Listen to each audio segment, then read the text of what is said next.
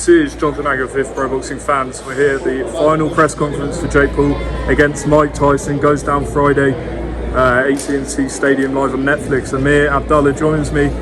Do I describe you as Mike Tyson's camp manager, is it? Or tell the viewers I think a boxing advisor is probably more of it, representative. I've had the pleasure of representing Mike for over 10 years now, especially particularly in the Middle East, but for the boxing part of it also. So, if you're his boxing advisor, the first question I'll ask you is, when the fight was first offered, was it offered to you, was it offered to Mike, and what was your advice to him? The fight was offered to Mike, and Paradigm took over the negotiations.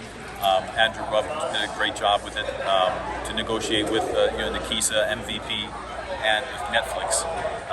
For the boxing part of it, we had to sit down and we had breakfast at my house and we had a conversation, and I gave him my advice on what I thought should happen, and Mike ultimately makes the decisions. At the end of the day, all I do is give my advice, and then whatever decision the champ makes, I back him 100% to make sure that he's in the proper hands and he's got everything that he needs.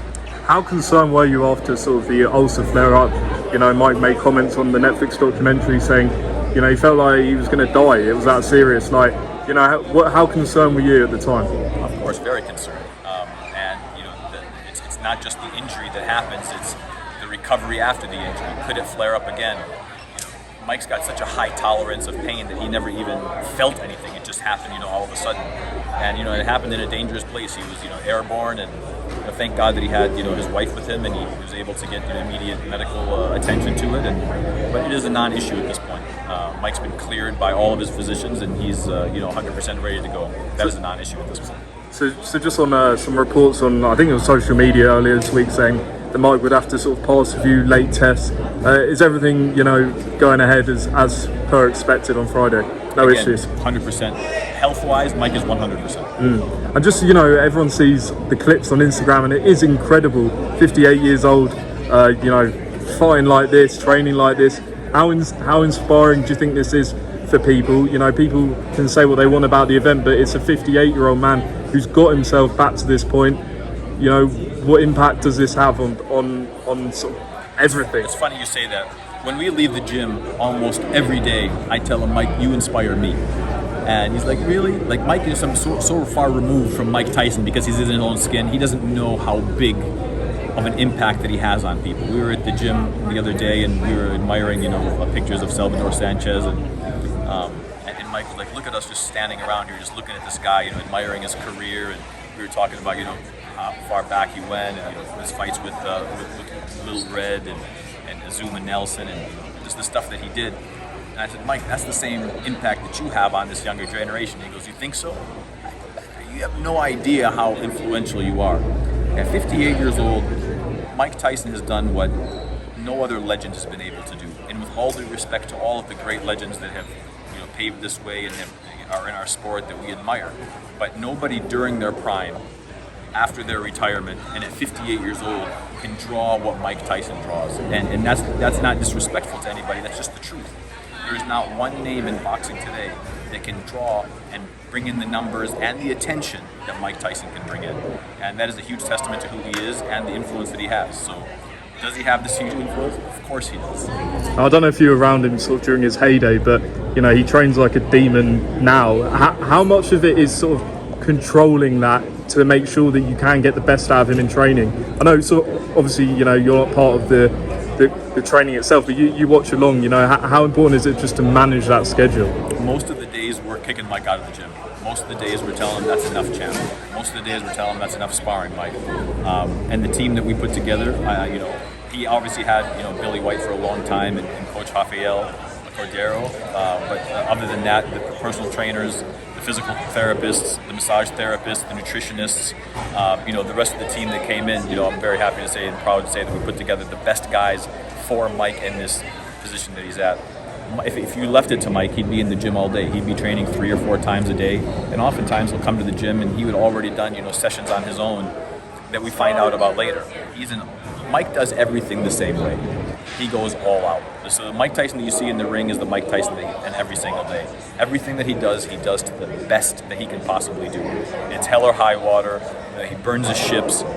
It's just the way that he is. So Our job in camp really was to stress rest for him, as opposed to him, just training as gung-ho as he did. And how's Tyson feeling in the press conference? He seemed really dialed in. Has he made that switch? What would you say about that? Mike's irritated. He's irritated not because of Jake, not because of the situation or the stage, because Mike's been on bigger stages than anybody that we can ever talk about. Mike's ready to fight. He's irritated because he's in fight mode. He's been in fight mode, locked in, dialed in for the past 2 or 3 weeks. And as we get closer to the fight, he's a lot more ready to fight. He's a lot more, and I don't want to use the word agitated and irritated in the sense that he's off of his game. He's ready to go. Like, he is in fight mode now.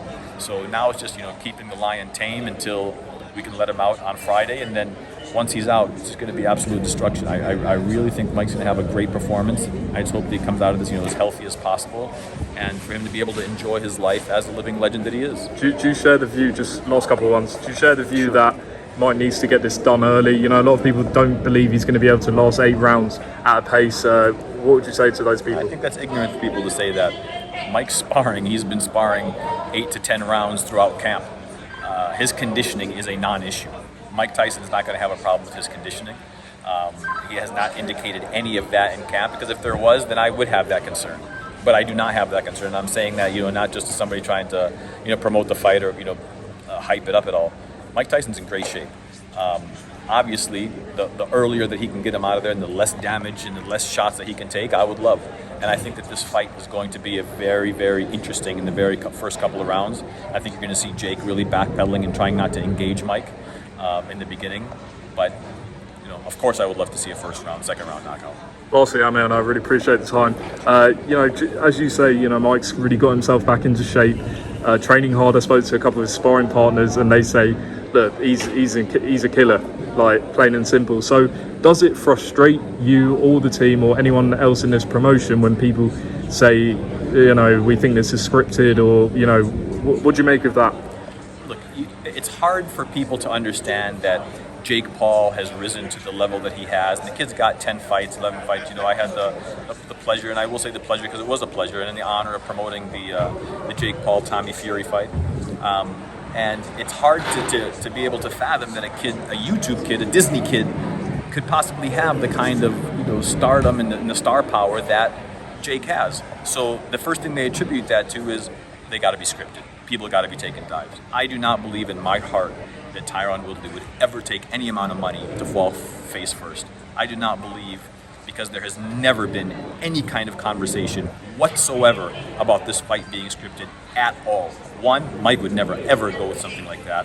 2, I don't believe that Nikisa and Jake, they're on the other side of our sword, right?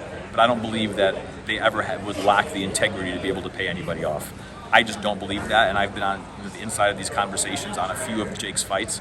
I'll tell you, for the Anderson Gibb fight, we ran Anderson's camp for the Tommy Fury fight. We promoted the fight.